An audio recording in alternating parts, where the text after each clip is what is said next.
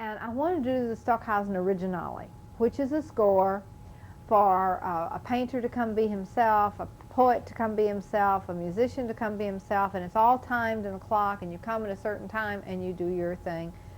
And it's structured in that fashion. He doesn't tell you what to do while you're on stage for that amount of time, but you have to follow the time schedule. So I went to see him, and he was at that time with Mary Baumeister, and they were in New York City. And I said, I want to do a piece of yours in the festival. He said, no, my pieces are big. You have to have a large orchestra, large chorus.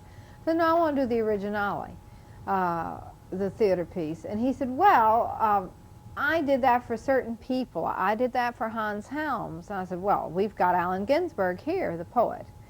He said, well, you need Caspari, the director. I said, we have Alan Capro, who invented the happening, more or less. What a better director do you have than that? He said, well, you have to have Paik. And I said, what's a Paik? And it turns out that it's a human being, Nam June Paik. And I said, well, why do I need him? And he said, because I wrote the part for him, Paik. That's what is on the score, and no one else can play Paik but Paik. I said, oh, my Lord, for that one person, I can't do it. And he said, well, he's always wanted to come to America, and his family have a little bit of money. They could give him the money to come. Now his family doesn't exist anymore, but at that time, he could have borrowed the money from them to come to America. He said, now, I'll give you his address in Germany. You contact him, invite him over. Tell him that I have given permission to do the Originale on the provision that you come do your realization of your part. Go back to the Hotel Paris, and I'm not lying to you. The minute I get in my room, the phone rings, and it was Paik. He said, Paik here, and I said, where? He said, here in New York City. I thought that was incredible. What had happened, we found out years later, is that Mary Baumeister found out from Allison Knowles that Paik was here. He had just arrived, and she says, oh, we're trying to locate him. We were just talking about him to do the Originale. You should call this girl named Charlotte Moorman, and gave him my number, and that's how. But I always wondered for years how it was that he called me at that very moment. He said, we'll meet.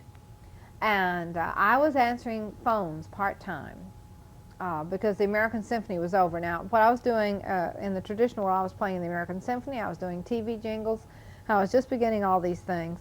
But in the summer, the season was not on, so I answered phones at night on the weekend in order to make money. So I told him I had to go to work to this answering service. He said, I'll meet you there. So he did. I don't know how, he's incredible, how I could understand the New York subway system. He just arrived in New York, and he was able to find his way over to the east side to the answering service. And we were sitting there in the Madison Cafe, and he said to me, oh, he said, we do Originale, and so-and-so, Allen Ginsberg be great poet, and I'll be great painter, and talking about all these people that were going to do these wonderful parts. And Dick Higgins was in it, and Jackson McLough, and Robert Breer, and it was just an incredible, it turned out to be an absolutely fabulous performance. And we did it every night for a week. Excuse me. So he helped me to get that together. And David Berriman and Mary Baumeister translated the German script into English for our performers. Max Newhouse was the percussionist. I was the string player. And we had to have a chimpanzee. That was very difficult. I never will forget that. But anyway, so we were sitting there, and he said, oh, I make peace for you. And he said, we become partners. I'm looking at him, I'm wondering, why do I need him for a partner? I didn't understand what, I do peace for you. He said, you play swan, you stop, you go into water, you come out in pajama, and you come out wet, and you finish swan. And I'm thinking, what? I didn't understand why. I mean, who needed this? And he was telling me all these pieces, this striptease piece that he's always wanted to do. He's always wanted a beautiful girl to striptease, and he wanted me to play cello and take my clothes off. And I can't believe that I'm sitting here talking to this Oriental man about these things. And but something about him, he's so serious and so strong that I listened. And we became partners, and everything in the world has happened to us now as a result. I don't know if you want me to go ahead now and start telling you what all has happened, or if you want me to finish telling you, oh, just to him alone. When we did the Originale, someone came and handcuffed him to the scaffolding, because Alan Capro had the scaffolding. It was very important that he was directing from and everything. And Paik was drinking from his shoe. He had put shaving cream and beans and ketchup on his face, and he was drinking from his shoe, and someone came and handcuffed him to the scaffolding. And I thought that this was part of the piece. I didn't know that. I thought that, you know, that this was part of what Pike wanted to do on purpose. And he was screaming and screaming, and everybody thought it was part of it, and nobody paid any attention. Finally, someone came back to me and said, Pike is in pain.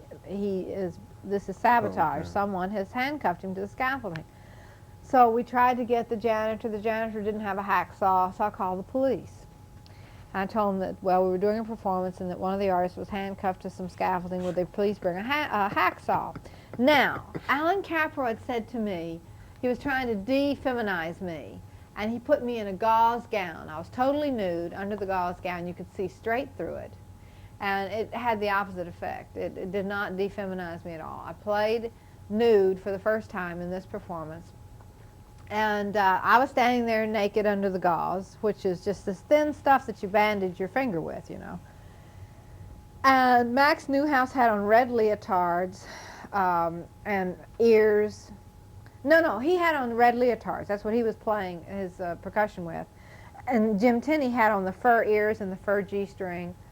And the police came, and Mr. Seaman came running to me backstage, and he said, Cheryl, whatever you do, don't call the police. I said, I already have. Why not? He said, because we are breaking every law in the world.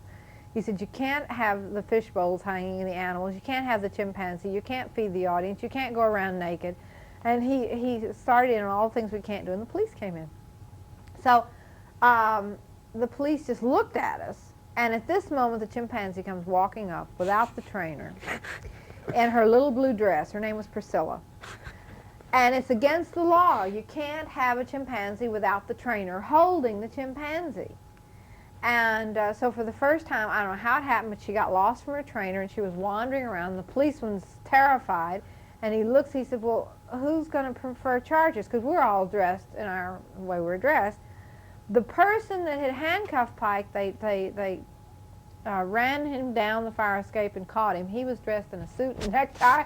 He looked wonderful, but the rest of us, you know, we really looked terrible. Well, Mr. Seaman started peeling off $10 bills. And the policeman would say, she's naked under the gauze. $10. The chimpanzee has no guardian. $10. And it went on. The policeman, as he was going down the list of all these things that was wrong, and you're throwing food at the audience, $10. About $100 later, they left. And Mr. Seaman was so mad at me, but we got Pike free. I just wanted to tell you, in that second festival, the important thing was a change of the direction, because meeting Nam June Paik and the pieces that he started writing for me were unlike anything I'd ever played before in my life. He wrote the piece for me where I play the swan to the halfway point. I stop, I go into an oil drum of water, I come out dripping wet, and I finish the swan. He wrote the striptease piece for me that year where I play a few measures of Bach, take something off, continue Bach, continue stripping until I'm totally nude on the floor with the cello on top of me. And we do that piece. We splice it back and forth with film. Sometimes we use Stan Vanderbeek film, sometimes we use Robert Breer film. And that's called Sonata for Adults Only. Another historically important thing that happened that year is that George Maciunas, the director of Fluxus, started picketing us. And I had never been involved in a picket before, and Allen Ginsberg was with me as I walked in the hall, and I didn't know what to do to pass a picket line outside of an art event. And he said, here, follow me. So he grabbed the picket sign. He gave me a picket sign. He said, now come on, follow me. So we picketed our own performance in a circle there right across the street from Carnegie Hall in Manhattan. And I was in my first picket line, and it was my performance, my festival. I was picketing myself, and then when it came time for us to perform, we put our picket signs down, went in, and did our performance.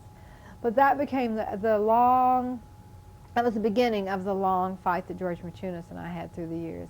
That he felt that his artists shouldn't be in the festival. They should only do his Fluxus things, and I felt that the artists should do absolutely everything, perform everywhere, and go everywhere that they can, and be a part of anything and everything. So George and I disagreed on that.